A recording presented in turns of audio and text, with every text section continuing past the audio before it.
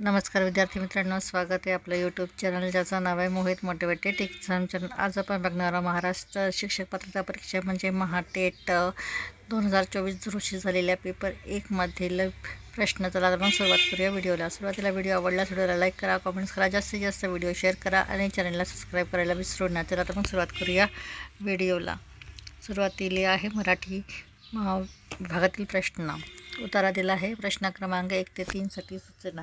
पुढील उत्तरा वाचून त्या खालील प्रश्नांची उत्तरे दिलेल्या पर्यायातून निवडा।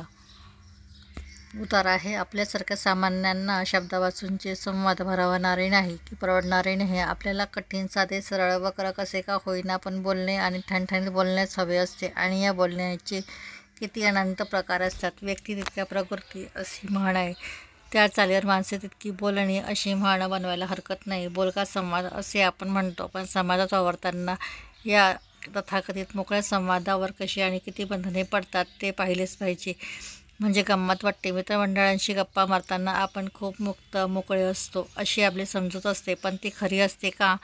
आपणाला एकमेकांचे अनेक गुणदोष, एकमेकांच्या जीवनातले बरे वाईट तपशील ठाऊक असतात, त्यामुळे तिथे कधी मोकळ्या गप्पा होत असल्या तरी अनेकदा त्यातल्या जवळीकतेमुळेच कधी कधी एक चमत्कारिक अवघडलेपणाही अनुभवायला येतो।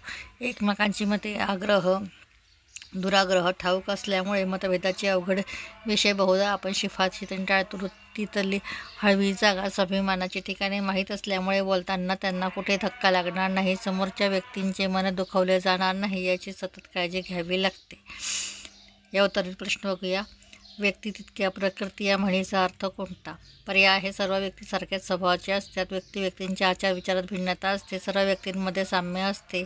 सर्व व्यक्तींची मनोवृत्ती भिन्न असते। तर याचं अचूक उत्तर आहे पर्याय क्रमांक 2, सर्व व्यक्तींच्या आचार विचारात भिन्नता असते। प्रश्न क्रमांक 2, संवादात मतभेदाचे अवघड विषय टाळले जातात कारण?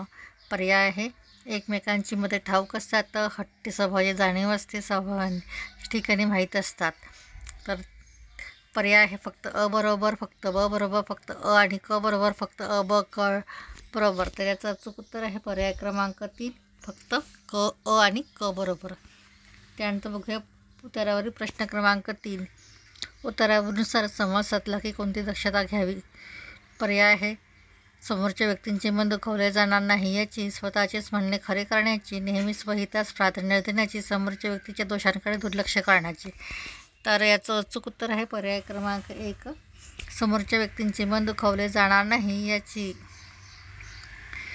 प्रश्न क्रमांक 4, मामाने भाचीच पोरकी भावली आणली या वाक्यातील विशेषणाचा प्रकार कोणता?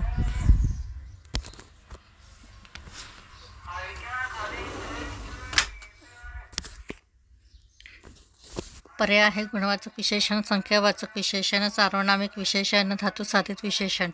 तर याचं अचूक उत्तर आहे पर्याय क्रमांक 1, गुणसाधित गुणवाचक विशेषण। प्रश्न क्रमांक 5, कर्नल संतोष महाडिक आपल्या तुकडीसह पुढे सरसावले या वाक्यातील अधोरेखित शब्दांची जात ओळखा। पर्याय आहे केवळ प्रयोगी अव्यय, क्रियाविशेषण अव्यय, शब्दयोगी अव्यय, उभयनवी अव्यय। तर याचं अचूक उत्तर आहे पर्याय क्रमांक 4, उभयनवी अव्यय। त्यानंतर बघूया प्रश्न क्रमांक 6, आम्ही पूर्ण दिवस पाण्यात डुंबलो। अधोरेखित शब्दाच्या विभक्तीचा कार्यार्थ कोणता? कारकार्थ कोणता? पर्याय आहे कर्म, अधिकरण, करण, संप्रदान। तर याचं अचूक उत्तर आहे पर्याय क्रमांक 1, कर्म। त्यानंतर बघूया प्रश्न क्रमांक 7, पुढीलपैकी नपुंसकलिंगी नाम ओळखा। पर्याय आहे फुगे, धागे, सोगे, वांगे। तर याचं अचूक उत्तर आहे पर्याय क्रमांक 4, वांगे। त्यानंतर बघूया प्रश्न क्रमांक 8, आम्हाला उत्कर्षाचा आणि प्रगतीचा मार्ग दिसला या वाक्यातील विधेय भाग ओळखा। पर्याय आहे मार्ग दिसला, आम्हाला दिसला, प्रगतीचा मार्ग दिसला, आम्हाला मार्ग दिसला। तर याचं अचूक उत्तर आहे पर्याय क्रमांक 3, प्रगतीचा मार्ग दिसला। प्रश्न क्रमांक 9, शंकर सावरकरच्या कचाट्यात गवसू नये म्हणून मी त्याला मदत केली। वरील वाक्याचा प्रकार ओळखा। पर्याय आहे केवळ, मिश्र, संयुक्त आणि आद्यार्थ। तर याचं अचूक उत्तर आहे पर्याय क्रमांक 2, मिश्र। प्रश्न क्रमांक 10, पुढीलपैकी मूर्धन्य वर्ण कोणता? पर्याय आहे थ, ल, ळ आणि स। तर याचं उत्तर आहे पर्याय क्रमांक 3, ख। या पुढील प्रश्न आपण पुढील भागात बघणार आहोत. व्हिडिओ आवडल्यास व्हिडिओला लाईक करा, कमेंट्स करा, जास्तीत जास्त व्हिडिओ शेअर करा आणि चॅनलला सबस्क्राईब करायला विसरू नका.